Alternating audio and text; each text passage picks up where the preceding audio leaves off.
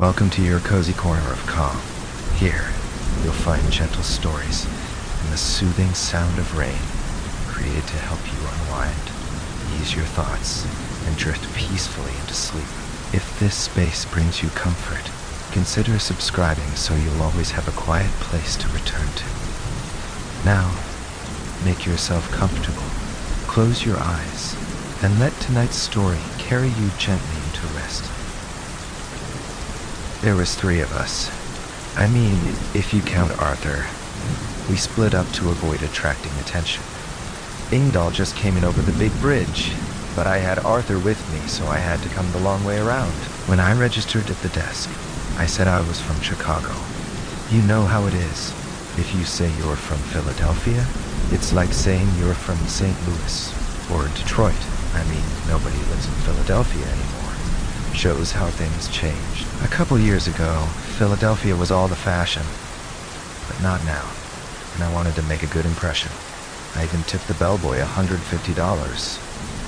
I said, "Do me a favor, I've got my baggage booby-trapped." "Natch," he said, only mildly impressed by the bill and a half, even less impressed by me. I mean, really booby-trapped. Not just a burglar alarm. Besides the alarm, there's a little surprise on a short fuse. So what I want you to do, if you hear the alarm go off, is come running, right? And get my head blown off. He slammed my bags onto the floor. "Mister, you can take your damn money and..." "Wait a minute, friend." I passed over another 100. "Please? It's only a shaped charge. It won't hurt anything except anybody who messes around the sea. But I don't want it to go off. So you come running when you hear the alarm and scare him away and..." "No!" But he was less positive. I gave him 200 more, and he said grudgingly, "All right, if I hear it, say, what's in there that's worth all of that trouble?" "Papers," I lied. He leered. "Sure. No fooling, it's just personal stuff. Not worth a penny to anybody but me. Understand? So don't get any ideas." He said in an injured tone, "Mister, naturally, the staff won't bother your stuff. What kind of a hotel do you think this is?" Of course, I said. But I knew he was lying, because I knew what kind of hotel it was. The staff was there only because being there gave them a chance to knock down more money than they could make any other way. What other kind of hotel was there? Anyway, the way to keep the staff on my side was by bribery. And when he left, I figured I had him at least temporarily bought. He promised to keep an eye on the room, and he would be on duty for 4 more hours, which gave me plenty of time for my errands. I made sure Arthur was plugged in and cleaned myself up. They had water running. New York's very good that way. They always have water running. It was even hot, or nearly hot. I let the shower splash over me for a while, because there was a lot of dust and dirt from the Bronx that I had to get off me. The way it looked, hardly anybody had been up that way since it happened. I dried myself, got dressed, and looked out the window. We were fairly high up, 15th floor. I could see the Hudson and the big bridge up north of us. There was a huge cloud of smoke coming from somewhere near the bridge on the other side of the river. But outside of that, everything looked normal. You would have thought there were people in all those houses. Even the streets looked pretty good, until you noticed that hardly any of the cars were moving. I opened the little bag and loaded my pockets with enough money to run my errands. At the door, I stopped and called over my shoulder to Arthur. "Don't worry if I'm gone an hour or so. I'll be back." I didn't wait for an answer. That would have been pointless under the circumstances. After Philadelphia, this place seemed to be bustling with activity. There were 4 or 5 people in the lobby and a couple of dozen more out in the street. I tarried at the desk for several reasons. In the first place, I was expecting Vern Ingdahl to try to contact me, and I didn't want him messing with the luggage. Not while Arthur might get nervous. So I told the desk clerk that in case anybody came inquiring for Mr. Schlepper, which was the name I was using, my real name being Sam Dunlap, he was to be told that on no account was he to go to my room to wait in the lobby, and in any case I would be back in an hour. Sure, said the desk clerk, holding out his hand. With 3, I crossed it with paper. One other thing, I said. I need to buy an electric typewriter and some other stuff. Where can I get them? PX, he said promptly. PX? What used to be Macy's, he explained. You go out that door and turn right. It's only about a block. You'll see the sign. Thanks. That cost me $100 more, but it was worth it. After all, money wasn't a problem. Not when we had just come from Philadelphia. The big sign read PX, but it wasn't big enough to hide an older sign underneath that said Macy's. I looked it over from across the street. Somebody had organized it pretty well. I had to admire them. I mean, I don't like New York. Wouldn't live there if you gave me the place. But it showed sort of go-getting spirit. It was no easy job getting a full staff together to run a department store operation, when any city the size of New York must have a couple thousand stores. You know what I mean? It's like running a hotel or anything else. How are you going to get people to work for you when they can just as easily walk down the street, find a vacant store, and set up their own operation? But Macy's was fully manned. There was a guard at every door and a walking patrol along the block front between the entrances to make sure nobody broke in through the windows. They all wore green armbands and uniforms. Well, lots of people wore uniforms. I walked over. Afternoon, I said affably to the guard. I want to pick up some stuff. Typewriter, maybe a gun, you know. How do you work it here? Flat rate for all you can carry. Prices marked on everything. Or what is it? He stared at me suspiciously. He was a monster, 6 inches taller than I. He must have weighed 250 pounds. He didn't look very smart, which might explain why he was working for somebody else these days. But he was smart enough for what he had to do. He demanded, "You new in town?" I nodded. He thought for a minute. "All right, buddy, go on in. You pick out what you want to see. We'll straighten out the price when you come out." Fair enough. I started past him. He grabbed me by the arm. "No tricks," he ordered. "You come out the same door you went in, understand?" "Sure," I said. If that's the way you want it, that figured. One way or another, either they got a commission, or, like everybody else, they lived on what they could knock down. I filed that for further consideration. Inside, the store smelled pretty bad. It wasn't just rot, though there was plenty of that. It was musty and stale and old. It was dark, or nearly. About 1 light in 20 was turned on, in order to conserve power. Naturally, the escalators and so on weren't running at all. I passed a counter with pencils and ballpoint pens in a case. Most of them were gone. Somebody hadn't bothered to go around and back and had simply knocked the glass out. But I found one that worked, and an old order pad to write on. Over by the elevators there was a store directory, so I went over and checked it, making a list of the departments worth visiting. Office supplies would be the typewriter. Garden and home was a good bet. Maybe I could find a little wheelbarrow to save carrying the typewriter in my arms. What I wanted was one of the big ones where all the keys are solenoid operated instead of the cam and roller arrangement. That was all Arthur could operate. And those things were heavy, as I knew. That was why we had ditched the old one in the Bronx. Sporting goods. That would be for a gun, if there were any left.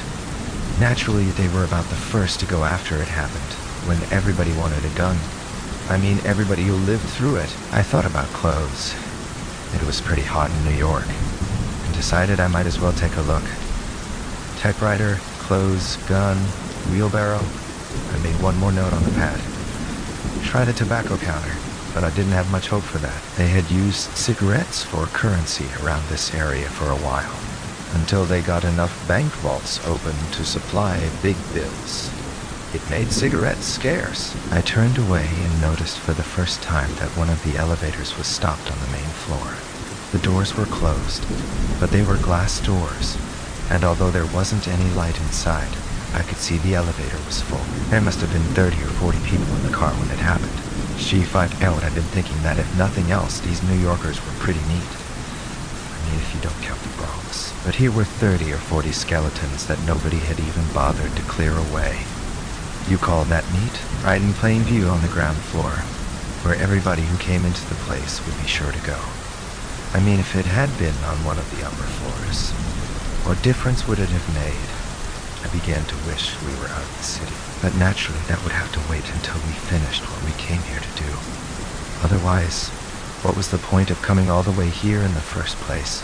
The tobacco counter was bare. I got the wheelbarrow easily enough.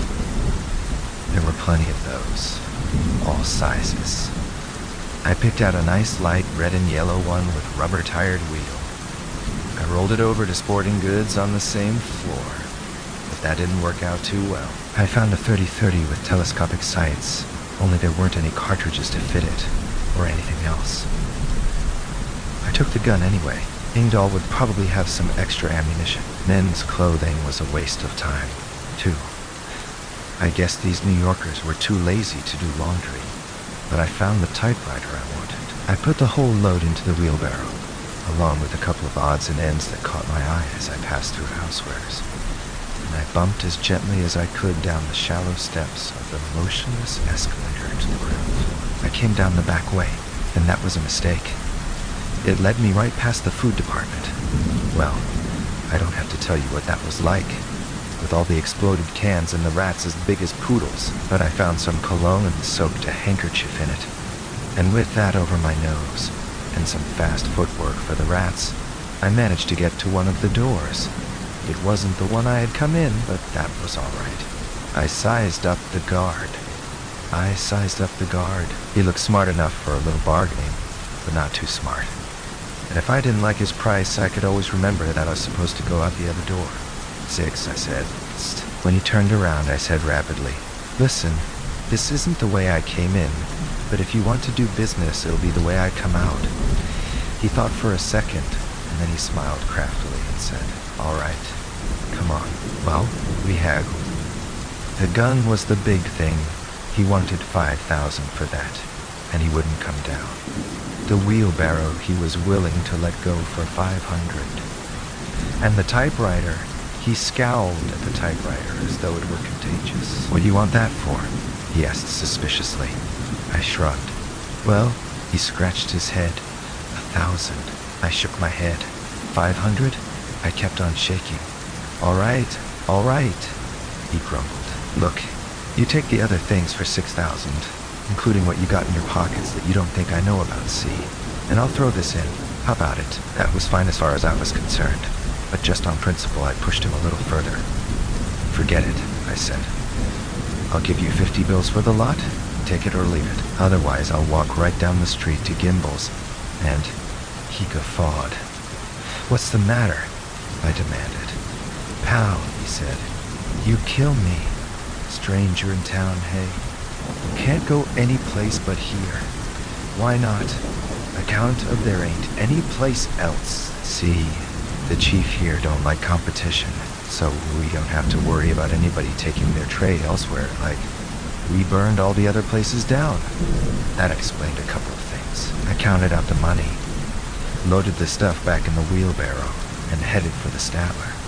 But all the time I was counting and loading, I was talking to Big Brainless. And by the time I was actually on the way, I knew a little more about this chief. And that was kind of important, because he was the man we were going to have to know very well. Ducked. I locked the door of the hotel room. Arthur was peeping out of the suitcase at me. I said, "I'm back. I got your typewriter." He waved his eye at me. I took out the little kit of electrician's tools I carried, tipped the typewriter on its back, and began sorting out leads. I cut them free from the keyboard, soldered on a ground wire, and began taping the leads to the strands of a yard of 40-ply multiplex cable. It was a slow and dull job. I didn't have to worry about which solenoid lead went to which strand. Arthur could sort them out. But all the same, it took an hour, pretty near, and I was getting hungry by the time I got the last connection tape. I shifted the typewriter so that both Arthur and I could see it, rolled in a sheet of paper, and hooked a cable to Arthur's receptors. Nothing happened. "Oh," I said. "Excuse me, Arthur. I forgot to plug it in. I found a wall socket. The typewriter began to hum, and then it started to rattle and type. Dura ak buku aki gwa zakibi. It stopped. Come on, Arthur, I ordered impatiently. Sort them out, will you?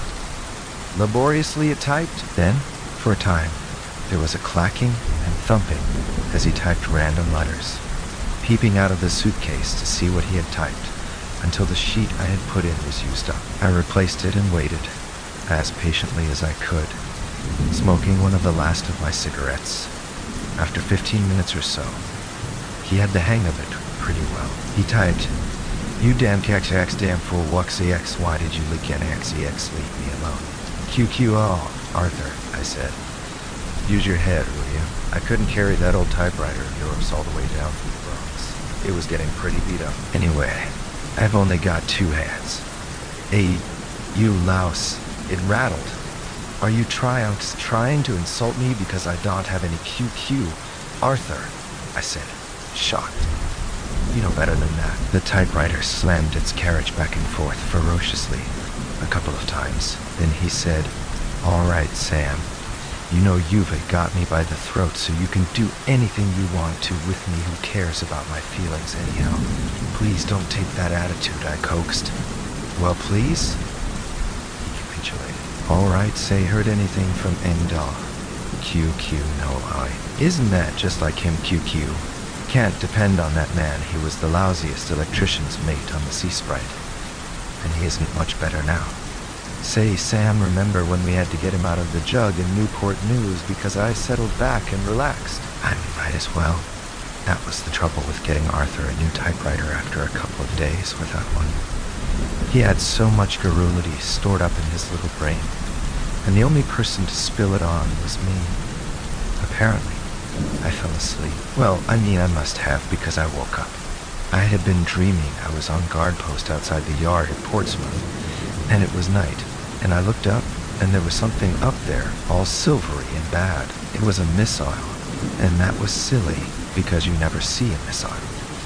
But this was a dream, and the thing burst, like a Roman candle flaring out, all sorts of comet trails of light, and then the whole sky was full of bright and colored snow, little tiny flakes of light coming down, a mist of light, radiation dropping like dew, and it was so pretty, and I took a deep breath, and my lungs burned out like slow fire, and I coughed myself to death with the explosions of the missile banging against my flaming ears. Well, it was a dream. It probably wasn't like that at all, and if it had been, I wasn't there to see it, because I was tucked away safe under 120 fathoms of Atlantic water. All of us were on the Sea Sprite. All of us were on the Sea Sprite. 9. But it was a bad dream, and it bothered me, even when I woke up and found that the banging explosions of the missile were the noise of Arthur's typewriter carriage, crashing furiously back and forth. He peeped out of the suitcase and saw that I was awake. He demanded, "How can you fall asleep when we're in a place like this, QQ? Anything could happen, Sam. I know you don't care what happens to me, but for your own sake you shouldn't." "Oh, dry up," I said, being awake. I remembered that I was hungry. There was still no sign of Engdahl or the others, but that wasn't too surprising. They hadn't known exactly when we would arrive. I wished I had thought to bring some food back to the room. It looked like long waiting, and I wouldn't want to leave Arthur alone again. After all, he was partly right. I thought of the telephone. On the off chance that it might work, I picked it up. Amazing, the voice from the desk answered. I crossed my fingers and said, "Room service," and the voice answered amiably enough. "Hold on, buddy. I'll see if they answer." Clicking in a good long wait.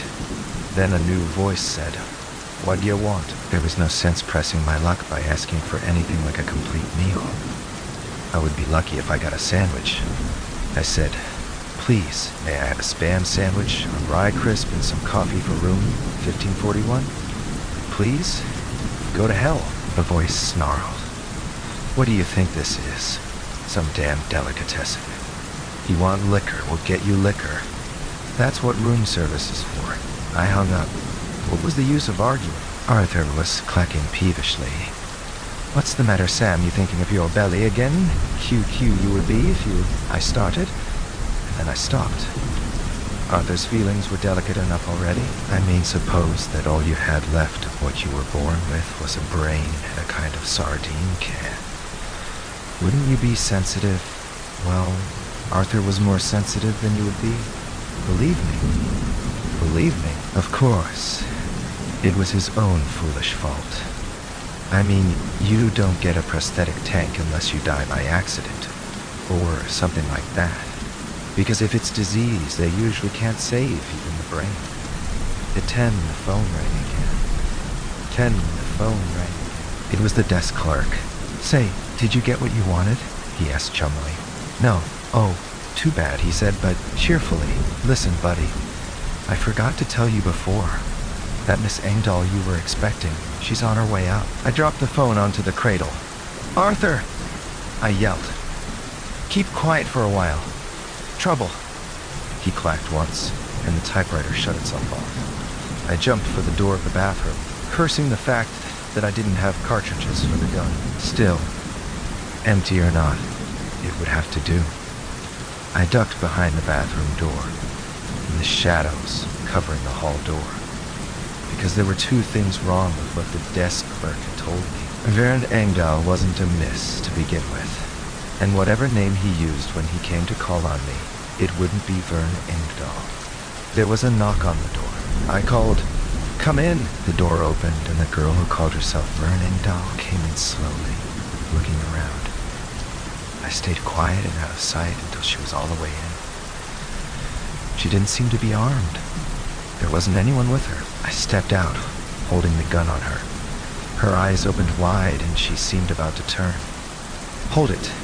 Come on in, you." "Close the door." She did. She looked as though she were expecting me. I looked her over. Medium pretty.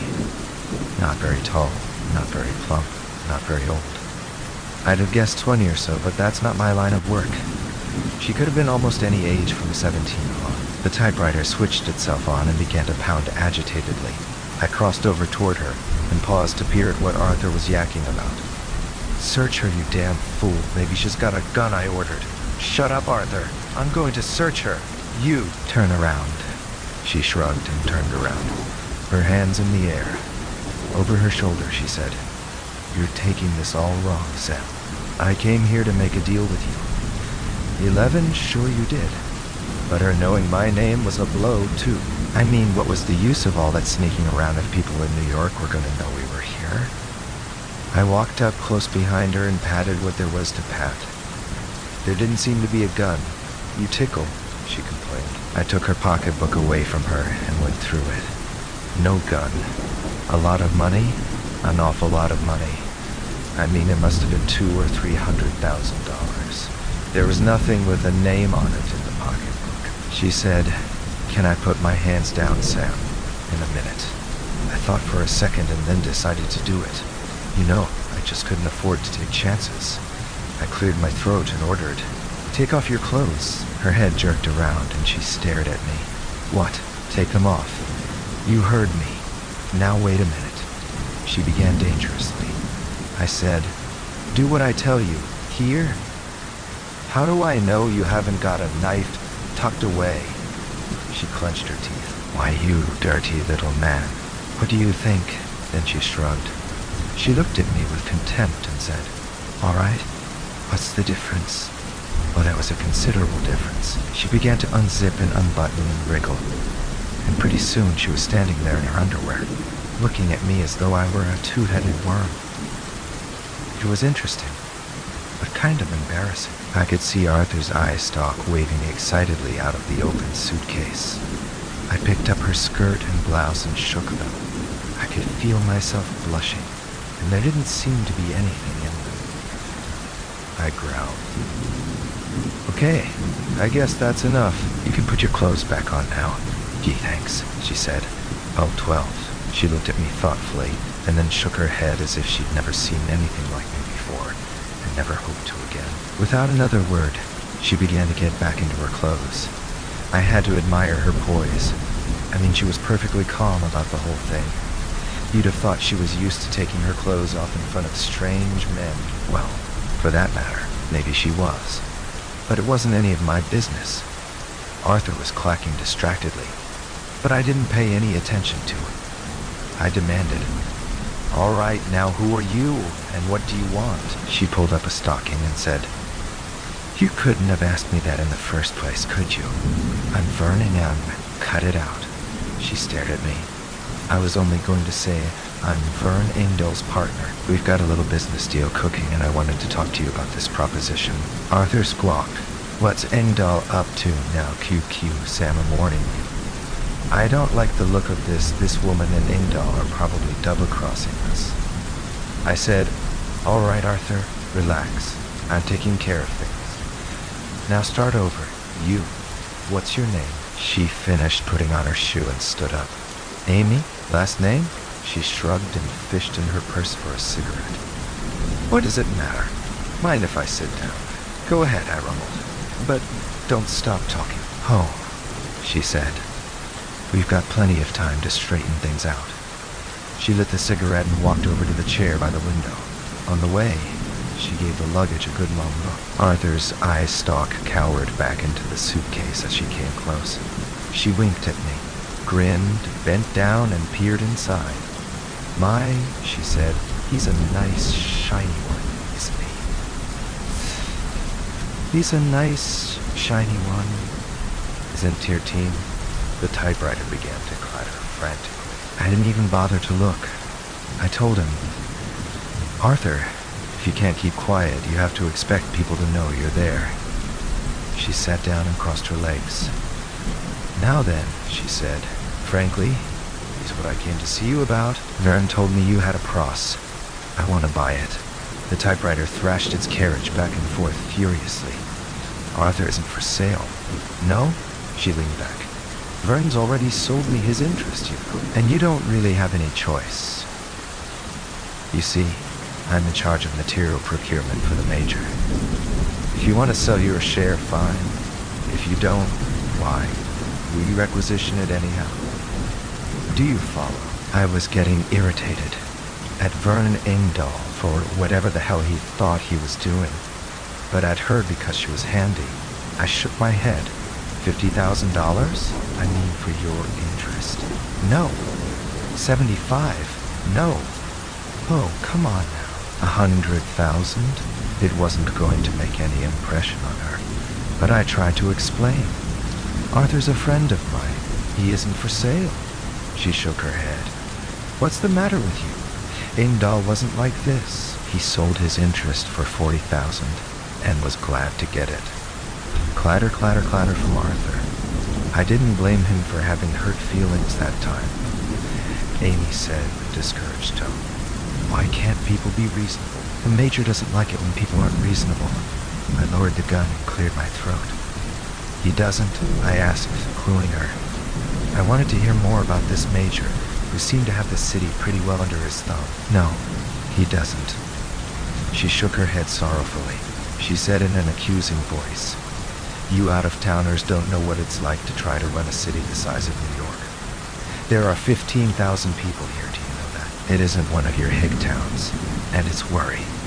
Worry, worry all the time, trying to keep things going." "I bet," I said sympathetically, "you're, pretty close to the Major?" She said stiffly, "I'm not married to him, if that's what you mean, though I've had my chances. But you see how it is, 15,000 people to run a place the size of New York. It's 40 men to operate the power station, and 25 on the PX, and 30 on the hotel here. And then there are the local groceries, and the Army, and the Coast Guard, and the Air Force. Oh, really? That's only 2 men. And, well, you get the picture." "I certainly do." "Look, what kind of a guy is the Major?" She shrugged. "A guy? I mean, what does he like?" "Women, mostly," she said, her expression clouded. "Come on now, what about it?" I stalled. "What do you want Arthur for?" She gave me a disgusted look. "What do you think? To relieve the manpower shortage, naturally. There's more work than there are men. Now, if the Major could just get hold of a couple of prosthetics like this thing here, why, he could put them in the big installations. This one used to be an engineer or something, Burns said. Well, like an engineer, Amy shrugged. So why couldn't we connect him up with the power station? It's been done. The Major knows that.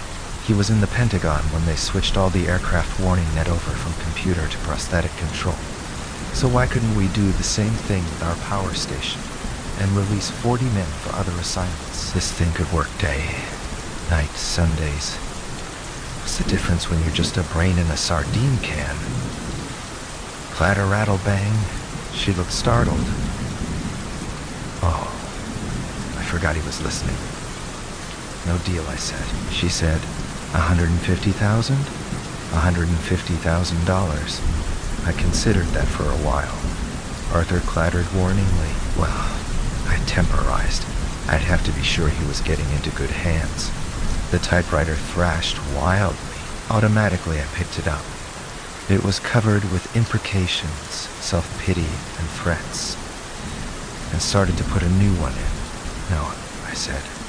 Bending over the typewriter, I guess I couldn't sell it. It just wouldn't be right. That was my mistake. It was the wrong time for me to say that because I had taken my eyes off her. The room bent over and clouded me. I half-turned, not more than a fraction conscious, and I saw this Amy girl behind me, with the shoe still in her hand, raised to give me another blackjacking on the skull. The shoe came down, and it must have weighed more than it looked, and even the fractional bit of consciousness went crashing away. 3. I have to tell you about Vern Engdahl. We were all from the Sea Sprite, of course. Me, and Vern, and even Arthur. The thing about Vern is that he was the lowest ranking one of us all. Only an electrician's mate third. I mean, when anybody paid any attention to things like that. And yet he was pretty much doing the thinking for the rest of us. Coming to New York was his idea. He told us that was the only place we could get what we wanted. Well, as long as we were carrying Arthur along with us, we pretty much needed Vern, because he was the one who knew how to keep the lash up going. You've got no idea what kind of pumps and plumbing go into a prosthetic tank until you've seen one opened up. And naturally, Arthur didn't want any breakdowns without somebody around to fix things up. The Sea Sprite, maybe you know, was one of the old liquid sodium reactor subs. Too slow for combat duty, but as big as a barn, so they made it a hospital ship. We were cruising deep when the missiles hit, and of course when we came up, there wasn't much for a hospital ship to do. I mean, there isn't any sense fooling around with anybody who's taken a good deep breath of fallout. So we went back to Newport News to see what had happened, and we found out what had happened. And there wasn't anything much to do except pay off the crew and let them go. But us three stuck together. Why not? It wasn't as if we had any families to go back to anymore. Vern just loved all this stuff. He'd been an Eagle Scout. Maybe that had something to do with it. And he showed us how to boil drinking water and forage in the woods and all like that. Because nobody in his right mind wanted to go near any kind of a town until the cold weather set in, anyway. And it was always Vern telling us what to do, ironing out our troubles. It worked out, except that there was this one thing. Vern had bright ideas, but he didn't always tell us what they were. So I wasn't so very surprised when I came to. I mean, there I was, tied up, with this girl Amy standing over me, holding the gun like a club. Evidently, she'd found out that there weren't any cartridges. And in a couple of minutes, there was a knock on the door, and she yelled, "Come in!" And in came Vern. And the man who was with him had to be somebody important, because there were 8 or 10 other men crowding in close behind. I didn't need to look at the Oakleys on his shoulders to realize that here was the chief, the fellow who ran this town, the major. It was just the kind of thing Vern would do. Don't inside. Vern's it. with a look on his face that made strange officers wonder why this poor persecuted man had been forced to spend so much time in the brig. "Now, Major, I'm sure we can straighten all this out. Would you mind leaving me alone with my friend here for a moment?" The Major teetered on his heels, thinking. He was a tall, youngish bald type, with a long, worried, horse-like face. He said, "Ah, do you think we should?" "I guarantee there'll be no trouble, Major," Vern promised. The Major pulled at his little mustache. "Very well," he said. "Amy, you come along. We'll be right here, Major," Vern said reassuringly, escorting him to the door. "You bet you will," said the Major, and tittered. "Ah, bring that gun along with you, Amy, and be sure this man knows that we have bullets." They closed the door. Arthur had been cowering in his suitcase, but now his eye stalk peeped out, and the rattling and clattering from that typewriter sounded like the Battle of the Bulge.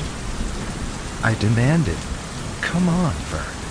What's this all about?" Vern said, "How much did they offer you?" Clatter, bang, bang. I peeked, and Arthur was saying, "Warned you, Sam, that Engdahl was up to tricks. Please, Sam, please. Please hit him on the head.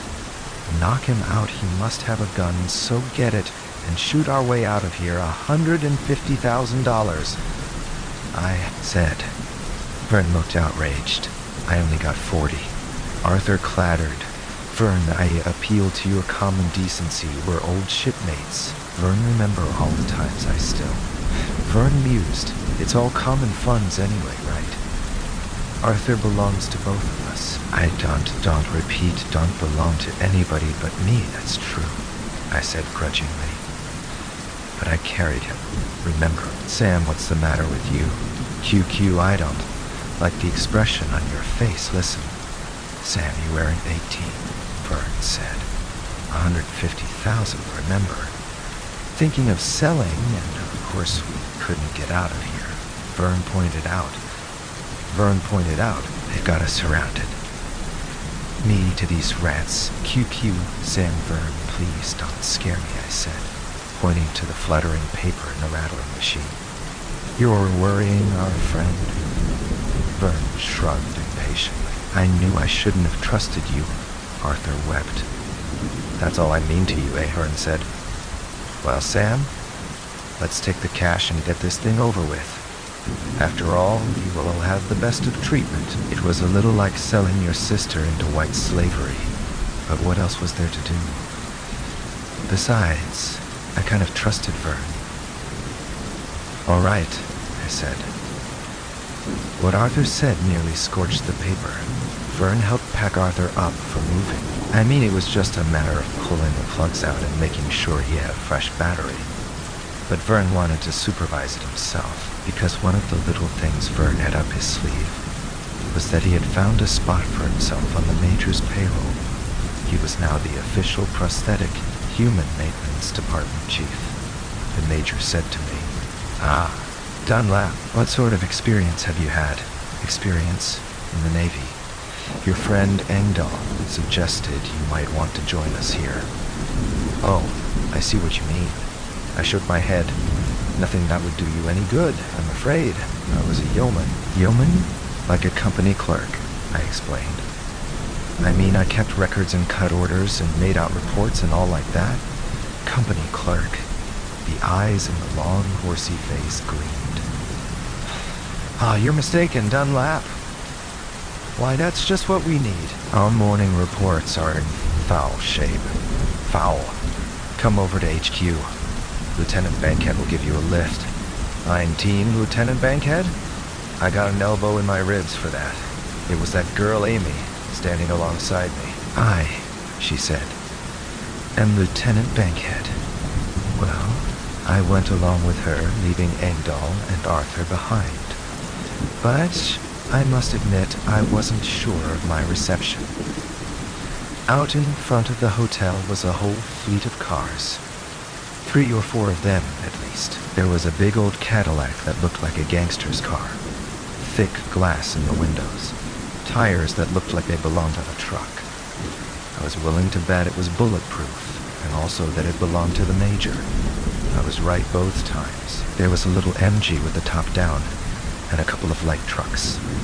Every one of them was painted bright orange, and every one of them had the star and bar of the good old United States Army on its side. It took me back to old times, all but the unmilitary color. Amy led me to the IMSHI and pointed. "Sit," she said. I sat. She got on the other side and we were off. It was a little uncomfortable on account of I wasn't just sure whether I ought to apologize for making her take her clothes off. And then she tramped on the gas of that little car and I didn't think much about being embarrassed or about her black lace lingerie. I was only thinking about one thing: how to stay alive long enough to get out of that car. 5BC. What we really wanted was an ocean liner.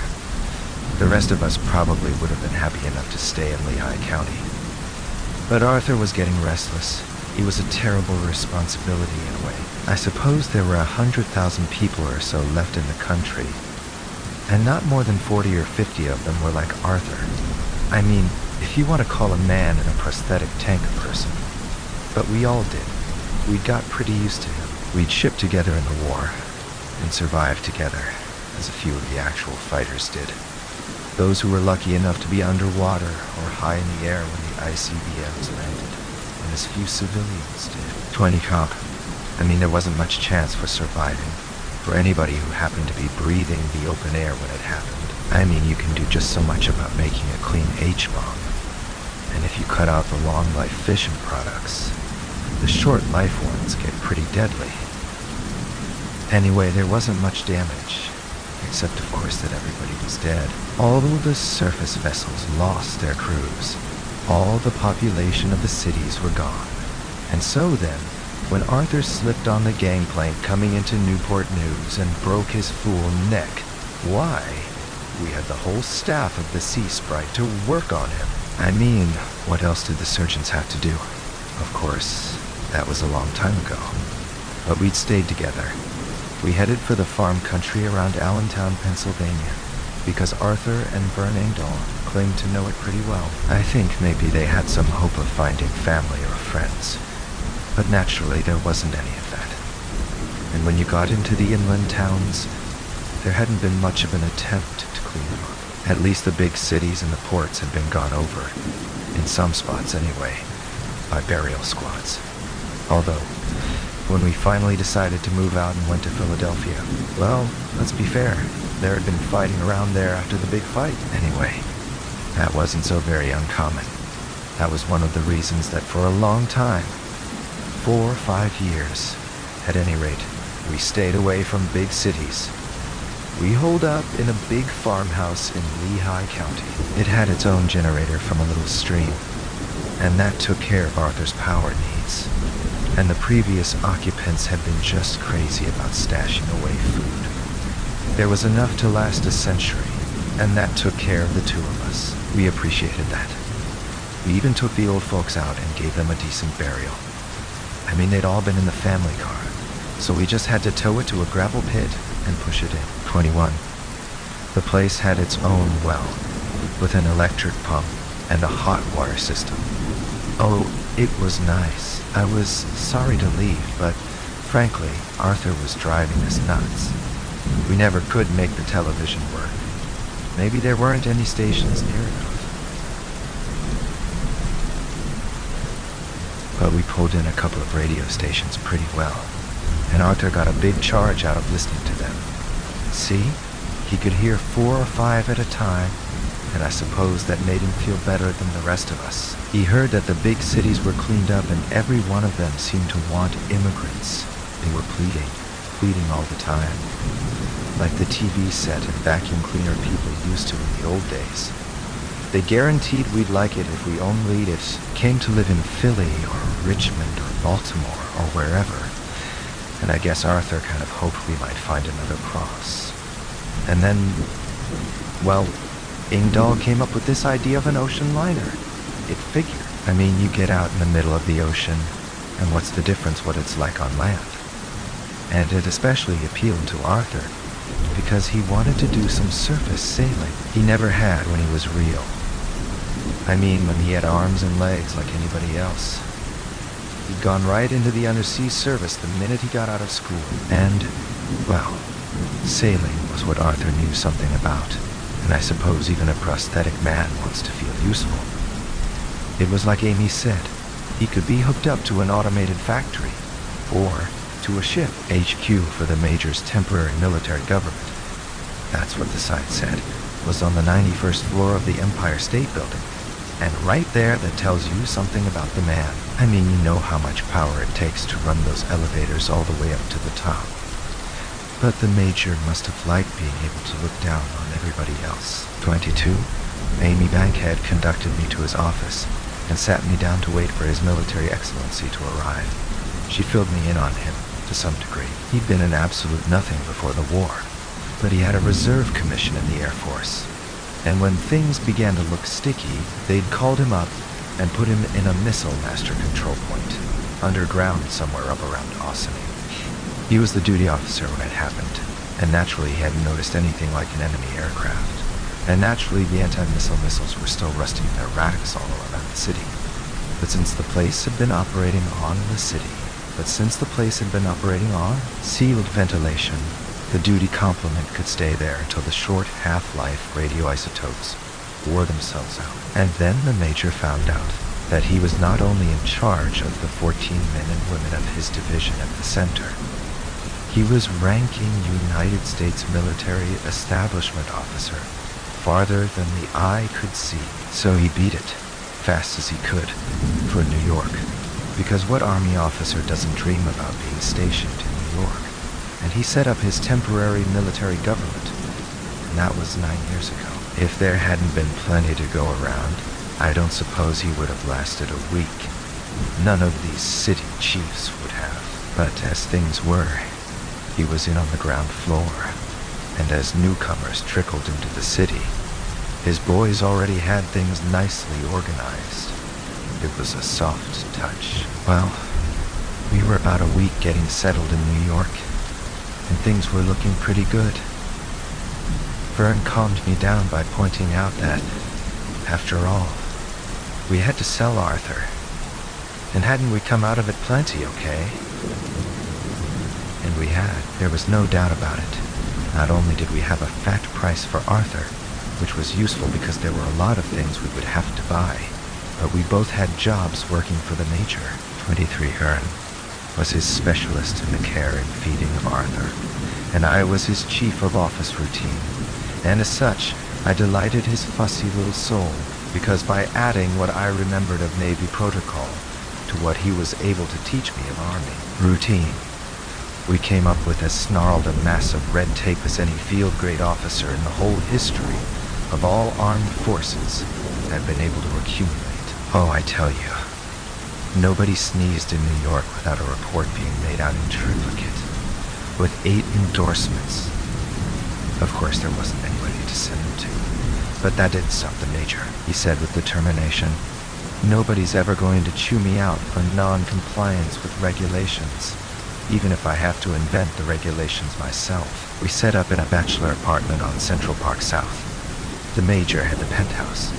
The whole building had been converted to barracks, and the first chance we got, Vern snaffled some transportation, and we set out to find an ocean liner. See, the thing was that an ocean liner isn't easy to steal. I mean, we'd scouted out the lay of the land before we ever entered the city itself.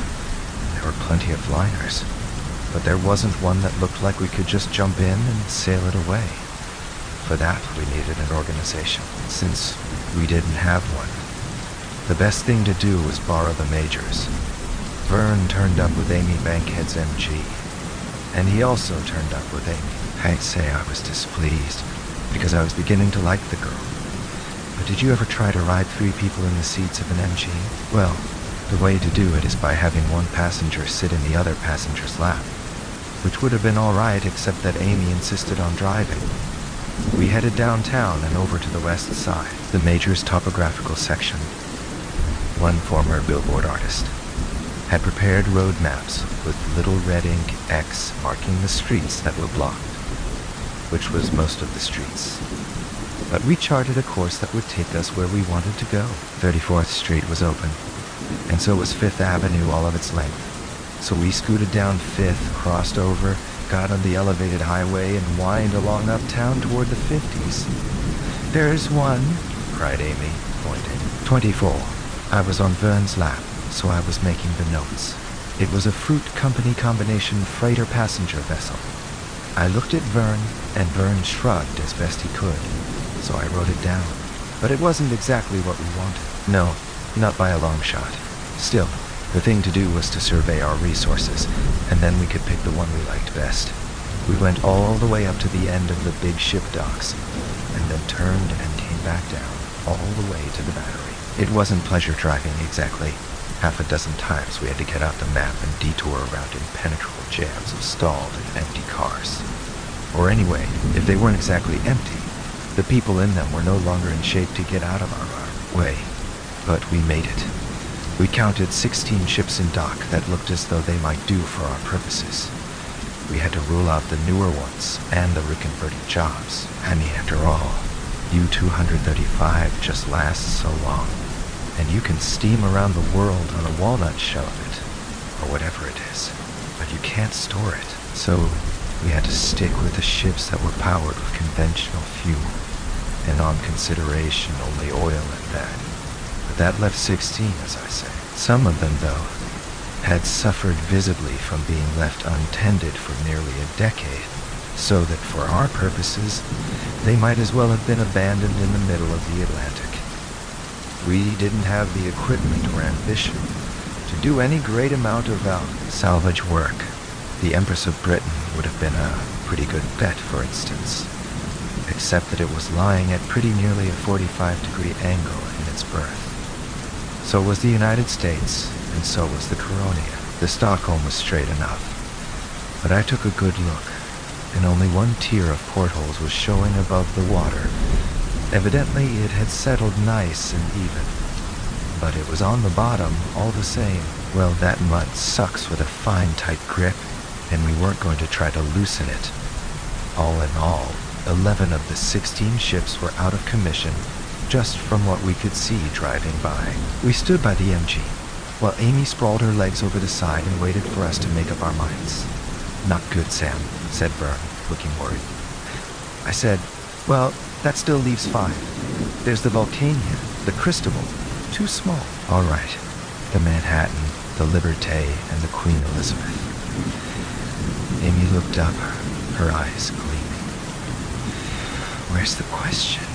she demanded. "Naturally, it's the Queen." I tried to explain. "Please, Amy, leave these things to us, will you? The Major won't settle for anything but the best." The Major. I glanced at Vern, who wouldn't meet my eyes. "Well," I said, "look at the problems, Amy. First, we have to check it over. Maybe it's been burned out. How do we know? Maybe the channel isn't even deep enough to float it anymore.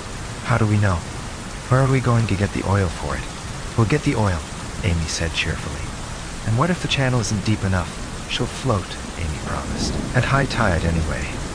Even if the channel hasn't been dredged in 10 years. I shrugged and gave up. What was the use of arguing? We drove back to the Queen Elizabeth, and I had to admit that there was a certain attraction about that big old dowager. We all got out and strolled down the pier, looking over as much as we could see. The pier had never been cleaned out. It bothered me a little. I don't like skeletons much, but Amy didn't seem to mind. The Queen must have just docked when it happened, because you could still see bony queues, as though they were waiting for customs inspection. Some of the bags had been opened and the contents scattered around. Naturally, somebody was bound to think of looting the Queen, but there were as many that hadn't been touched as that had been opened, and the whole thing had the look of an amateur attempt. And that was all to the good, because the fewer persons who had boarded the Queen in the decade since it happened, the more chance of our finding it in usable shape. 26, Amy saw a gangplank still up, and with cries of girlish glee ran aboard. I plucked at Vern's sleeve. "You," I said, "what's this about what the Major won't settle for less than?" He said, "Aw, Sam, I had to tell her something, didn't I? But what about the Major? He said patiently. You don't understand. You don't understand. It's all part of my plan, see? Major is the big thing here, and he's got a birthday coming up next month. Well, the way I put it to Amy, we'll fix him up with a yacht as a birthday present, see? And, of course, when it's all fixed up and ready to lift anchor, I said doubtfully. That's the hard way, Vern. Why couldn't we just sort of get steam up and take off? He shook his head. That is the hard way. This way we get all the help and supplies we need. Understand?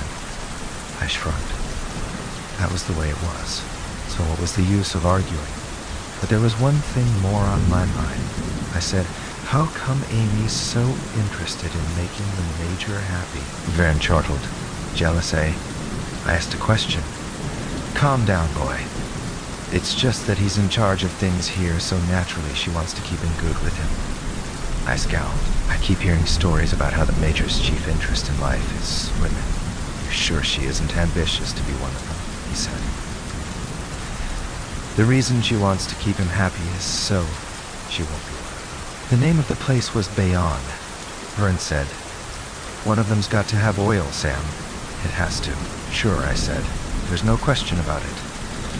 Look, this is where the tankers came to discharge oil. They'd come in here, pump the oil into the refinery tanks, and Vern, I said, let's look, shall we? He shrugged, and we hopped off the little outboard motorboat onto a landing stage. The tankers towered over us, rusty and screeching as the waves rubbed them against each other. There were 50 of them there at least, and we poked around them for hours. The hatches were rusted shut and unmanageable, but you could tell a lot by sniffing. Gasoline odor was out. Smell of seaweed and dead fish was out. But the heavy, rank smell of fuel oil, that was what we were sniffing for. Crews had been aboard these ships when the missiles came, and crews were still aboard. Beyond the two-part superstructures of the tankers, the skyline of New York was visible. I looked up, sweating, and saw the Empire State Building and imagined Amy up there, looking out toward us. She knew we were here. It was her idea. She had scrounged up a naval engineer, or what she called a naval engineer. He had once been a stoker on a ferry boat, but he claimed he knew what he was talking about when he said the only thing the Queen needed to make her go was oil. And so we left him aboard to tinker and polish, with a couple of helpers Amy detached from the police force, and we tackled the oil problem. Which meant Bayonne, which was where we were. It had to be a tanker with at least a fair portion of its cargo intact, because the Queen was a thirsty creature, drinking fuel not by the shot or gallon, but by the ton. Sam Dunlap. I looked up, startled. 5 ships away, across the U of the mooring. Vern Ingdahl was bellowing at me through cupped hands. I found it. He shouted, "Oil, lots of oil. Come look." I clasped my hands over my head and looked around. It was a long way around to the tanker Vern was on, hopping from deck to deck, detouring around open stretches. "Jody ain't out," I shouted. "I'll get the boat." He waved and climbed up on the rail of the ship, his feet dangling over, looking supremely happy and pleased with himself. He lit a cigarette, leaned back against the upward sweep of the rail, and waited. It took me a little time to get back to the boat, and a little more time than that to get the damn motor started.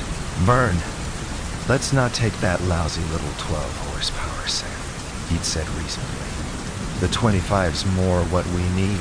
And maybe it was, but none of the motors had been started in most of a decade. And the 25 was just that much harder to start now.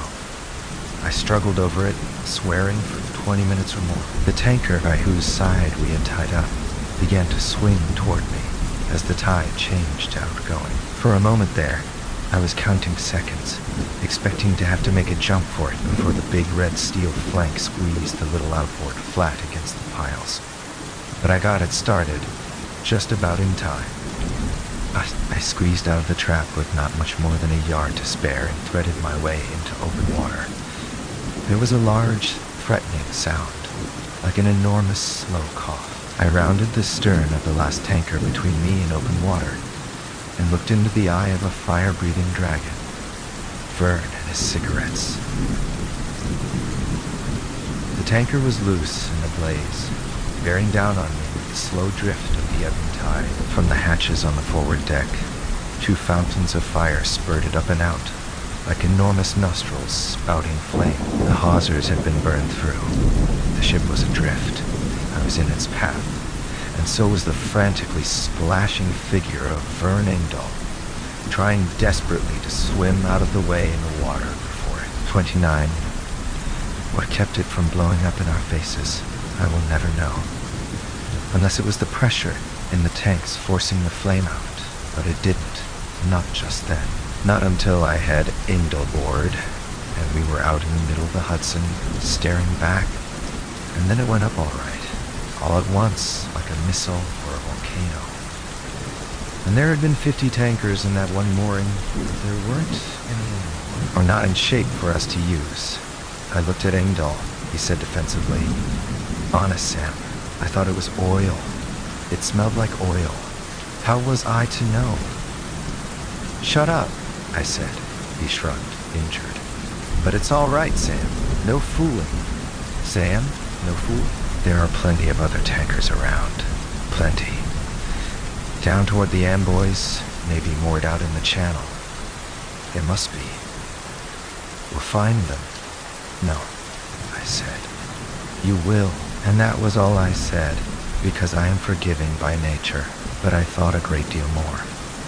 Surprisingly, though, he did find a tanker with a full load the very next day. It became a question of getting the tanker to the Queen. I left that part up to Vern, since he claimed to be able to handle it. It took him 2 weeks. First it was finding the tanker, then it was locating a tug in shape to move. Then it was finding someone to pilot the tug. And then it was waiting for a clear and windless day. Because the pilot he found had got all his experience sailing starboats on Long Island Sound. And then it was easing the tanker out of Newark Bay, into the channel, down to the pier in the North Bay River. Oh, it was work and no fooling. I enjoyed it very much, because I didn't have to do it. But I had enough to keep me busy at that. I found a man who claimed he used to be a radio engineer, and if he was an engineer, I was Albert Einstein's mother. But at least he knew which end of a soldering iron was hot. There was no need for any great skill, since there weren't going to be very many vessels to communicate with. Things began to move. The advantage of a ship like the Queen, for our purposes, was that the thing was pretty well automated to start out with. I mean, never mind what the seafaring unions required in the way of flesh and blood personnel. What it came down to is that one man in the bridge or wheelhouse could pretty well make any part of the ship go, or not go. The engine room telegraph wasn't hooked up to control the engines. No. But the wiring diagram needed only a few little changes to get the same effect, because where in the original concept a human being would take a look at the repeater down in the engine room, nod wisely, and push a button that would make the engines stop, start, or whatever. Why? All we had to do was cut out the middleman, so to speak.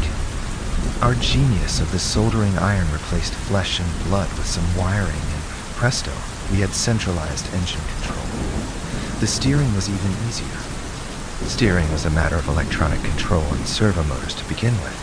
Windjammers in the old movies might have a man lashed to the wheel, whose muscle power turned the rudder, but believe me, a big super liner doesn't. The rudders weigh as much as any old windjammer ever did from stem to stern. You have to have motors to turn them. And it was only a matter of getting out the old soldering iron again. By the time we were through, we had every operational facility of the Queen hooked up to a single panel on the bridge. Engdahl showed up with the oil tanker just about the time we got the wiring complete. We rigged up a pump and filled the bunkers till they were topped off full. We guessed, out of hope and ignorance, that there was enough in there to take us half a dozen times around the world at normal cruising speed, and maybe there was. Anyway, it didn't matter, for surely we had enough to take us anywhere we wanted to go. And then there would be more. We crossed our fingers, turned our ex-ferry stoker loose, pushed a button, 31 smoke came out of the stacks. The antique screws began to turn over. Astern, a sort of hump of muddy water appeared. The queen quivered underfoot. The mooring hawsers creaked and sang. "Turn her off," screamed Ingdal. "She's headed for Times Square." Well, that was an exaggeration, but not much of one, and there wasn't any sense in stirring up the bottom mud. I pushed buttons and the screws stopped. I pushed another button, and the big engines quietly shut themselves off. And in a few moments, the stacks stopped puffing their black smoke. The ship was alive. Solemnly, Ingdal and I shook hands. We had the thing licked, all that is, except for the one small problem of Arthur. The thing about Arthur was they had put him to work. It was in the power station, just as Amy had said, and Arthur didn't like it. The fact that he didn't like it was a splendid reason for staying away from there. But I let my kind heart overrule my good sense and paid him a visit. It was way over on the east side, miles and miles from any civilized area. I had borrowed Amy's MG and borrowed Amy to go with it, and the two of us packed a picnic lunch and set out. There were reports of deer on Avenue A, so I brought a rifle, but we never saw one. And if you want my opinion, those reports were nothing but wishful thinking.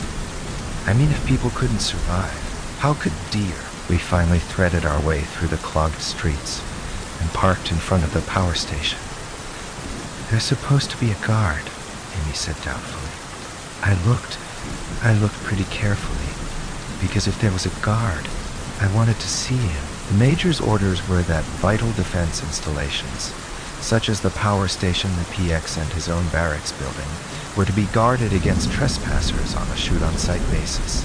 And I wanted to make sure that the guard knew we were privileged persons with passes signed by the major's own hand. But we couldn't find him. So we walked in through the big door, peered around, listened for the sounds of machinery, and walked in that direction. Shuddy too. And then we found him.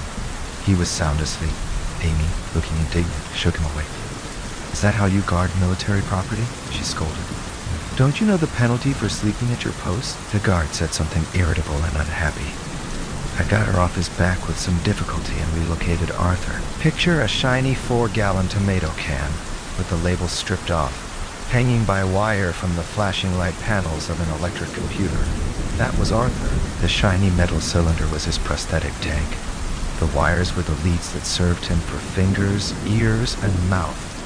The glittering panel was the control center for the Consolidated Edison East Side Power Plant. No one. "Hiya," I said, and a sudden ear-splitting thunderous hiss was his way of telling me that he knew I was there. I didn't know exactly what it was he was trying to say, and I didn't want to. Fortune spares me few painful moments, and I accept with gratitude the ones it does. The Major's boys hadn't bothered to bring Arthur's typewriter along. I mean, who cares what a generator governor had to offer in the way of conversation? So all he could do was blow off steam from the distant boilers. Well, not quite all. Light flashed. A bucket conveyor began crashingly to dump loads of coal, and an alarm gong began to pound. "Please, Arthur," I begged. "Shut up a minute and listen, will you?" "More lights?" The gong rapped half a dozen times sharply and stopped. I said, "Arthur, you've got to trust Vern and me. We have this thing figured out now. We've got the Queen Elizabeth, a shattering hiss of steam, meaning delight this time, I thought. Or anyway hoped. And it's only a question of time until we can carry out the plan. Vern says to apologize for not looking in on you, hiss. But he's been busy. And then after all, you know it's more important to get everything ready so you can get out of this place, right?" 33 PSST, said Amy. She nodded briefly past my shoulder. I looked, and there was the guard, looking sleepy and surly and definitely suspicious. I said heartily, "Meanwhile, Arthur, you're doing a capital job, and I want you to know that all of us loyal New York citizens and public servants deeply appreciate it." Thundering crashes, bangs, gongs, hisses, and the scream of a steam whistle we found somewhere. Arthur was mad. "So long, Arthur," I said, and we got out of there, just barely in time. At the door, we found that Arthur had reversed the coal scoops. and a growing mound of it was pouring into the street where we'd left the MG park. We got the car started just as the heap was beginning to reach the bumpers, and at that, the paint would never again be the same. Oh yes, he was mad. I could only hope that in the long run he would forgive us, since we were acting for his best interests after all. Anyway, I thought we were. Still, things worked out pretty well, especially between Amy and me. Engdahl had the theory that she had been dodging the Major so long that anybody looked good to her, which was hardly flattering. But she and I were getting along right well. She said worriedly, "The only thing, Sam, is that frankly, the Major has just about made up his mind that he wants to marry me. He is married." I yelped. Naturally, he's married.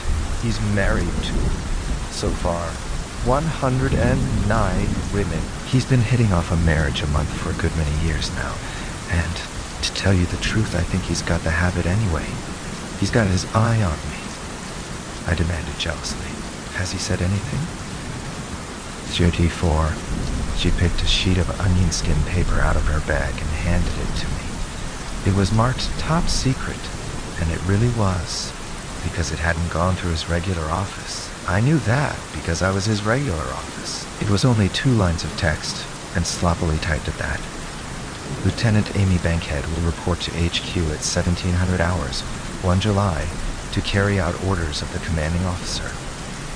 The 1st of July was only a week away. I handed the orders back to her, and the orders of the commanding officer will be, "I wanted to know." She nodded. "You guessed it." I said, "We'll have to work fast." On the 30th of June, we invited the Major to come aboard his palatial new yacht. "Ah, thank you," he said gratefully.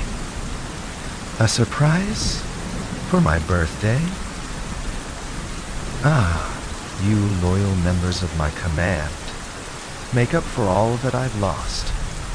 All of it," he nearly wept. I said, "Sir, the pleasure is all ours," and backed out of his presence. What's more, I meant every word. It was a select party of slightly over 100. All of the wives were there, barring 20 or 30 who were in disfavor. Still, that left over 80. The Major brought half a dozen of his favorite officers. His bodyguard and our crew added up to a total of 30 men. We were set up to feed 150 and to provide liquor for twice that many. So it looked like a nice, friendly brawl. I mean, we had our radio operator handing out highballs as the guests stepped on board.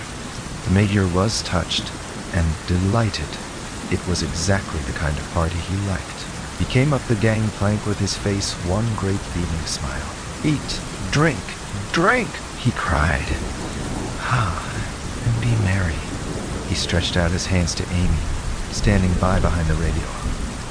"For tomorrow we wed," he added, and sentimentally kissed his proposed bride. "Oh, I'm 35, I cleared my throat. How about inspecting the ship, Major?" I interrupted.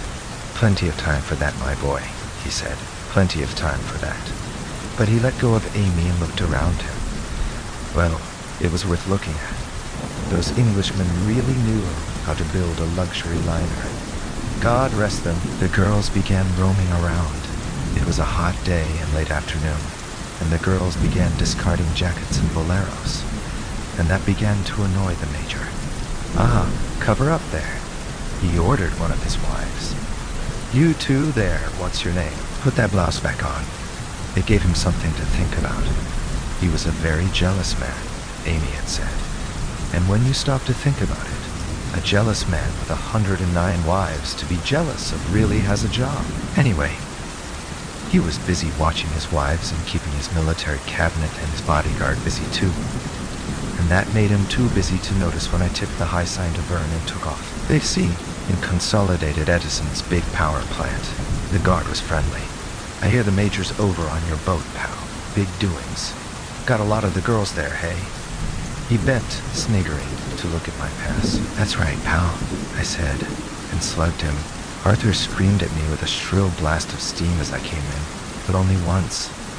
I wasn't there for conversation. I began ripping apart his comfy little home of steel braces and copper wires. And it didn't take much more than a minute before I had him free. And that was very fortunate because, although I had tied up the guard, I hadn't done it very well. And it was just about the time I had Arthur's steel case tucked under my arm that I heard a yelling and bellowing from down the stairs. The guard had got free. Bound 36. Keep calm, Arthur, I ordered sharply. We'll get out of this, don't you worry. But he wasn't worried, or anyway didn't show it, since he couldn't. I was the one who was worried. But I was up on the second floor of the plant, in the control center, with only one stairway going down that I knew about, and that one thoroughly guarded by a man with a grudge against me. Me. I had Arthur, and no weapon. And I hadn't a doubt in the world that there were other guards around, and that my friend would have them after me before long. Problem. I took a deep breath and swallowed and considered jumping out the window, but it wasn't far enough to the ground. Feet pounded up the stairs, more than two of them. With Arthur dragging me down on one side, I hurried, fast as I could, along the steel galleries that surrounded the biggest boiler. It was a nice choice of alternatives. If I stayed quiet, they would find me.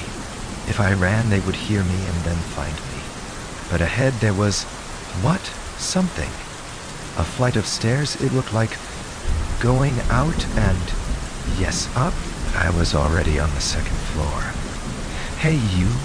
Somebody bellowed from behind me. I didn't stop to consider. I ran. It wasn't steps. Not exactly. It was a chain of coal scoops on a long derrick arm, a moving bucket arrangement for unloading fuel from barges. It did go up, though. More important, it went out. The bucket arm was stretched across the clogged roadway below to a loading tower that hung over the water. If I could get there, I might be able to get down. If I could get down... Yes, I could see it. There were 3 or 4 mahogany motor launches tied to the foot of the tower. Nobody around. I looked over my shoulder and didn't like what I saw, and scuttled up that chain of enormous buckets like a roach on a washboard. One hand for me, and one hand for Arthur. Wa 37, thank heaven. I had a good lead on my pursuers. I needed it. I was on the bucket chain while they were still almost a city block behind me. Along the galleries, I was halfway across the roadway, afraid to look down before they reached the butt end of the chain. Clash, clatter, clank! The bucket under me jerked and clattered and nearly threw me to the street. One of those jokers had turned on the conveyor. It was a good trick, all right, but not quite in time. I made a flying jump and I was on the tower. I didn't stop to thumb my nose at them, but I thought of it. I was down those steel steps, breathing like a spouting whale. In a minute flat, and jumping out across the concrete, coal-smeared yard toward the moored launches. Quickly enough, I guess, but with nothing at all to spare. Because although I hadn't seen anyone there was a guard. He popped out of a doorway, blinking foolishly. And overhead the guards at the conveyor belt were screaming at him. It took him a second to figure out what was going on. And by that time, I was in a launch, cast off the rope, kicked it free, and fumbled for the starting button. It took me several seconds to realize that a rope was required, that in fact there was no button. And by then I was floating yards away, but the pudgy, pop-eyed guard was also in a launch, and he didn't have to fumble. He knew. He got his motor started a fraction of a second before me, and there he was, coming at me, set to ram. Or so it looked. I wrenched at the wheel and brought the boat hard over, but he swerved too, at the last moment, and brought up something that looked a little like a spear and a little like a sickle and turned out to be a boat hook. I ducked just in time. It sizzled over my head as he swung and crashed against the windshield. Hunks of safety glass splashed out over the forward deck. But better that than my head.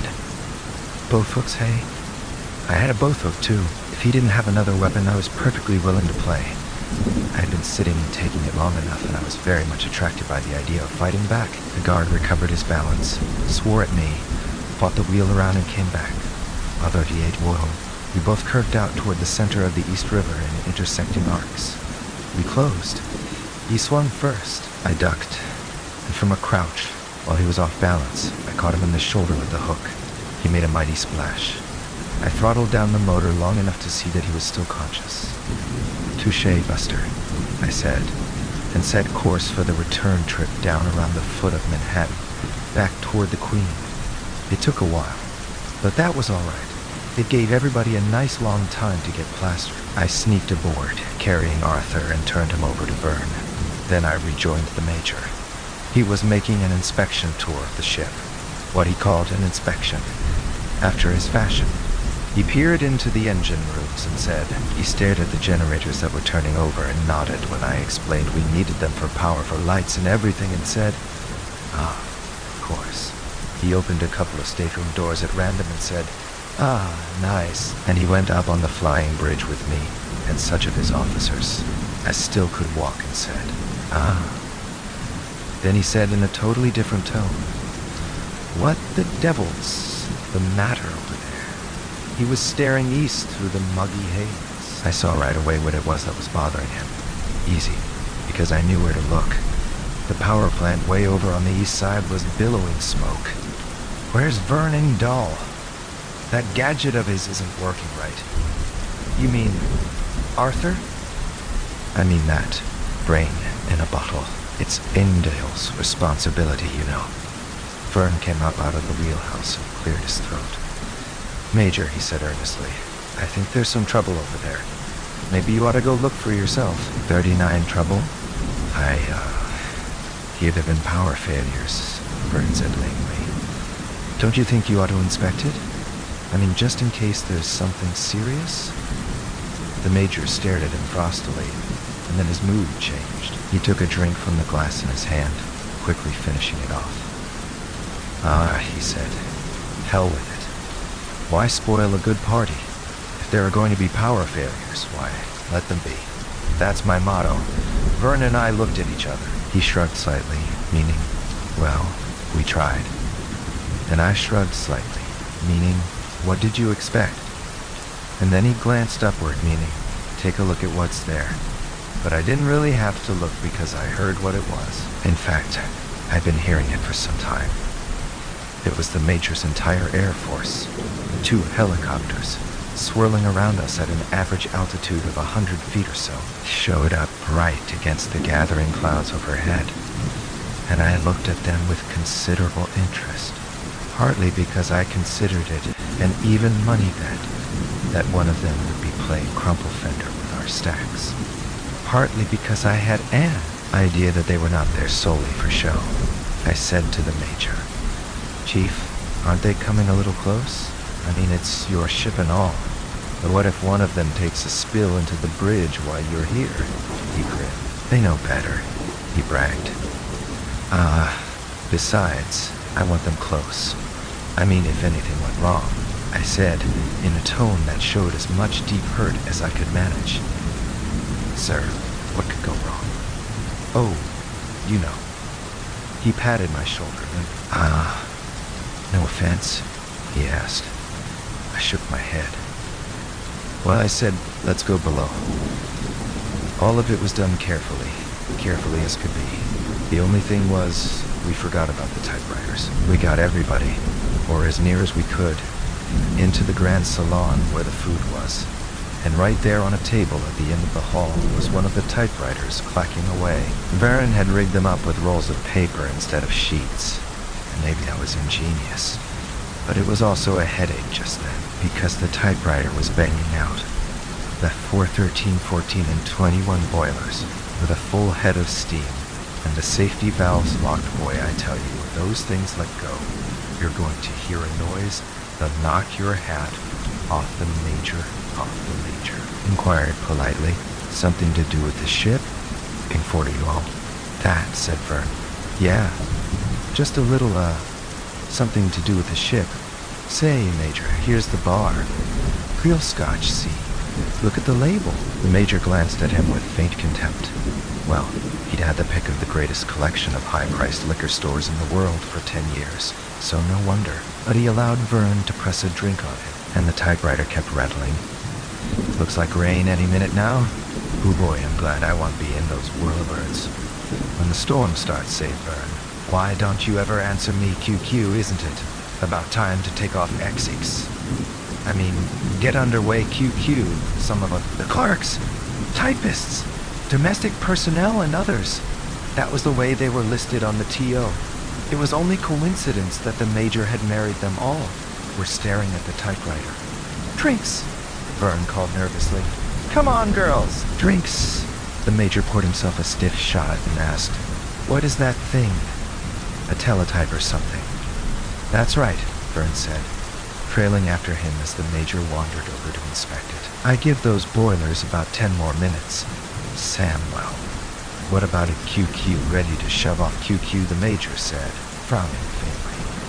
Ah, that reminds me of something. Now what is it? More scotch, Vern cried. Major, a little more scotch? The major ignored him, scowling. One of the clerks, typist said, Honey, you know what it is? It's like that cross you had, remember? It was on our wedding night, and you just got it. You kept asking it to tell you limericks. The major snapped his fingers. Knew I'd get it, he glowed. Then abruptly he scowled again and turned to face Vern and me. Say, he began. I said weakly, boilers. 41, the major stared at me, then glanced out the window. What boilers? He demanded. It's just a thunderstorm. Been building up all day. Now what about this? Is that thing? But Vern was paying him no attention. Thunderstorm, he yelled. Arthur, you listening? Are the helicopters gone? Yes, Yeezys, then shove off, Arthur. Shove off! The typewriter rattled and slammed madly. The major yelled angrily. Now listen to me, you. I'm asking you a question. But we didn't have to answer. Because there was a thrumming and a throbbing underfoot. And then one of the clerks, typists, screamed. The dock, she pointed at a porthole. It's moving. Well, we got out of there. Barely in time. And then it was up to Arthur. We had the whole ship to roam around in, and there were plenty of places to hide. They had the whole ship to search. And Arthur was the whole ship. Because it was Arthur. All right. Brought in and hooked up by Vern. Attained to his greatest dream and ambition. He was skipper of a superliner, and more than any skipper had ever been. The ship was his body, as the prosthetic tank had never been. The keel his belly, the screws his feet, the engines his heart and lungs, and every moving part that could be, hooked into central control his many, many hands. Search for us. They were lucky they could move at all. Fire control washed them with salt water hoses, directed by Arthur's brain. Watertight doors, proof against sinking, locked them away from us at Arthur's whim. The big bull whistle overhead brayed like a clamoring Gabriel, and the ship's bells tinkled and clanged. Arthur backed that enormous ship out of its berth like a racing skull on the Schuylkill. The 4 giant screws lashed the water into white foam, and then the thin mud they sucked up into tan. And the ship backed, swerved, lashed the water, stopped, and staggered crazily forward. Arthur brayed at the Statue of Liberty, tooted goodbye to Staten Island, feinted a charge at Sandy Hook, and really laid back his ears, and raced once he got to deep water, past the moored lightship. 42, we were off. Well, from there on it was easy. We let Arthur have his fun with the major and the bodyguards, and by the sodden, whimpering shape they were in when they came out, it must really have been fun for him. There were just the 3 of us, and only Vern and I had guns. But Arthur had the Queen Elizabeth, and that put the odds on our side. We gave the major a choice. Row back to Coney Island. We offered him a boat, free of charge, or come along with us as cabin boy. He cast one dim-eyed look at the 109 clerks, typists, and at Amy, who would never be the 110. And then he shrugged, and Dame Loser said, why not? I'll come along. And why not when you come to think of it? I mean, ruling a city is nice and all that, but a sea voyage is a refreshing change. And while 109 to 1 is a respectable female-male ratio, still it must be wearing. And 80 to 30 isn't so bad either. At least, I guess that was what was in the Major's mind. I know it was what was in mine, and I discovered that it was in Amy's. For the first thing she did was to march me over to the typewriter and say, "You've had it, Sam. We'll dispose with the wedding march. Just get your friend Arthur here to marry us." "Arthur? The captain," she said. "We're on the high seas, and he's empowered to perform marriages." Vern looked at me and shrugged, meaning, "You asked for this one, boy." And I looked at him and shrugged, meaning, it could be worse. And indeed, it could. We'd got our ship. We'd got our ship's company.